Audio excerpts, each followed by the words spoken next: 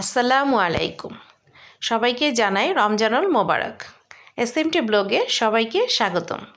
যারা আমার Facebook page থেকে দেখছেন তারা আমার পেজটিকে লাইক ও করবেন, আর যারা আমার ইউটিউব চ্যানেল থেকে দেখছেন তারা আমার চ্যানেলটিকে সাবস্ক্রাইব করে পাশে থাকা বেল আইকনটি বাজিয়ে দিবেন। তাতে করে আমি ভিডিও দেওয়ার সাথে সাথে নোটিফিকেশন আকারে চলে যাবে। আর যারা অলরেডি সাবস্ক্রাইব করেছেন তাদেরকে জানাই অসংখ্য ধন্যবাদ। আজকে আমি বানাবো গাজর। এখানে আমি 1 কেজি পরিমাণ দুধ নিয়ে নিয়েছি আর বেশ কিছুটা গাজর কুচিয়ে নিয়েছি। গাজরটাকে আপনারা গ্রেট করেও নিতে পারেন কিংবা ছোট ছোট করে কেটেও নিতে পারেন। এখন আমি গাজরটাকে দিয়ে সেদ্ধ করে নিব। আমার সেদ্ধ করা হয়ে গেছে। এখন আমি গাজরটাকে ঠান্ডা করে নিয়েছি আর একটা ব্লেন্ডার জারের মধ্যে ঢেলে দিচ্ছি। দেখতে পাচ্ছেন গাজরটাকে আমি কতটা দুধটাকে টানিয়ে নিয়েছি। এখন আমি এটাকে ব্লেন্ড করে নিব। আরেকটা বাটির মধ্যে আমি 4টি ডিম নিয়ে নিয়েছি। ডিমটাকে আমি ভালোভাবে মিশিয়ে নিচ্ছি। এই তো বেশ কিছুটা সময় ডিমটাকে ফেটিয়ে নেওয়ার পর এখানে আমি 1 কাপ পরিমাণ চিনি দিয়ে দিলাম। আর চিনিটা আপনারা আপনাদের স্বাদের ব্যালেন্স অনুযায়ী দিয়ে নিতে পারেন।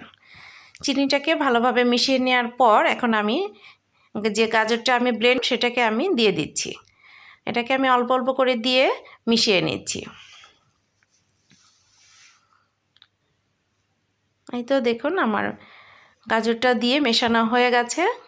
এখন আমি এখানে ঘন করে রাখা 1 মগ পরিমাণ দুধ দিয়ে দিচ্ছি। দুধটাকেও আমি একবারে ঢেলে দিব না, অল্প অল্প দিয়ে আমি হ্যান্ড উইক্স দিয়ে ভালোভাবে নেড়েচেড়ে মিশিয়ে নেব। এই তো আমার মিশ্রণটা ভালোভাবে মেশানো হয়ে গেছে। আপনারা এই পর্যায়ে ছেঁকে নিতে পারেন, তবে আমি এটাকে ছেঁকে নিব না, আমি এমনিতেই এটাকে দিয়ে দেব। আমি যে পাত্রে পুডিংটা বানাবো সেই পাত্রের ঘি আর চিনি দিয়ে আমি এটাকে ক্যারামেল করে নিয়েছি। আর এখন আমি সেই মিশ্রণটাকে আমি এর মধ্যে ঢেলে দিলাম। আমার মিশ্রণটা আর একটু বেশি হয়েছিল, আর একটা কাপের মধ্যেও আমি দিয়ে বানিয়ে নিয়েছিলাম। এখন আমি এখানে 2 মগ পরিমাণ পানি দিয়ে দিচ্ছি। আর পাত্রটাকে কিন্তু আমি একটা স্ট্যান্ডের মধ্যে বসিয়ে নিয়েছি। এখন একটা ঢাকনা দিয়ে 30 মিনিটের জন্য ঢেকে আমি এটাকে ভাপিয়ে নিব। তো 30 মিনিট পর আমি চলে আসলাম। দেখতেই পাচ্ছেন আমার পুডিংটা কিন্তু হয়ে গেছে আর পানির পরিমাণটাও কমে গেছে। তবে পানিটা কিন্তু একেবারে টানিয়ে নেবেন না।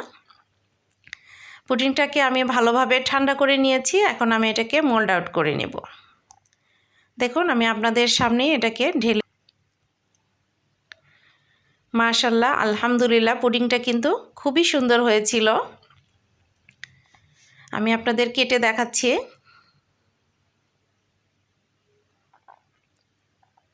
এই রমজানের ইফতারিতে আপনারা কিন্তু এরকম একটা ঠান্ডা ঠান্ডা ডেজার্ট রাখতে পারেন, আর এটা কিন্তু খুবই পুষ্টিদায়ক।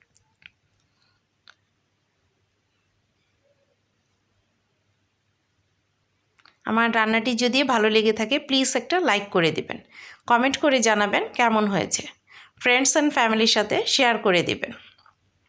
দেখুন পুডিংয়ের ভেতরটাও বেশ, আমি একটা পিস আপনাদের কেটে দেখাচ্ছি, দেখতেই পাচ্ছেন।